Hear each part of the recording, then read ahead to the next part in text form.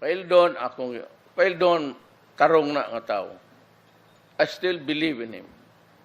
Ay panahon nga, ay usa ka negosyante nga re, tulo ka bodega ang sigarilyo, peke ang stamp.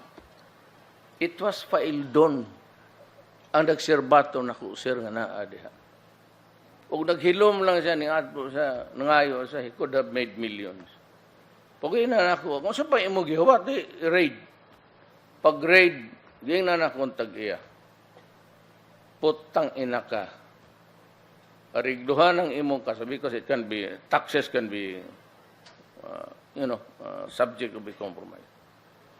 Ayuan ang imo kay dili I will see to it nga malata kagyud sa prisuhan. Pag humana kong presidente, daginoton ta ka. Hiyawon ta ka. So bayad. We earned because of that report by Paildon, we earned 37 billion.